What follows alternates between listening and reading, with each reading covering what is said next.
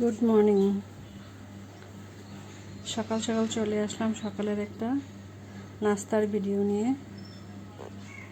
প্রথমে আমি কিছুটা আলু কুচি করে নিয়ে ভাজি করে নেব।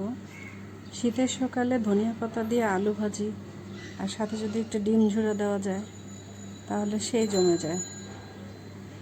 ওই আলু ভাজির সাথে আজকে আমি পরোটা খাবো, খুব পরোটা খেতে ইচ্ছে করছিল, তাই প্রথমেই আলু ভাজিটা করে নিলাম। এরপর পরোটা বানিয়ে ভেজে নেব লাল লাল করে।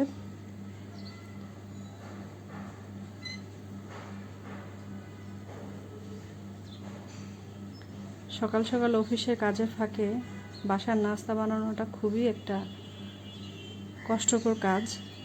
দুই দিক সামলে তারপর কাজগুলো করতে হয়। তো ফেসবুকে যারা কাজ করেন এই কষ্টটা শুধু তারাই বুঝবেন। সকালের নাস্তার জন্য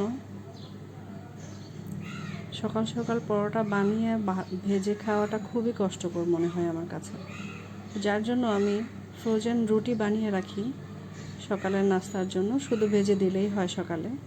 কিন্তু আজ মনে হলো একটু পরোটা বানিয়ে খাই, তো যেখানে মন চাইছে সেখানে তো খেতেই হবে।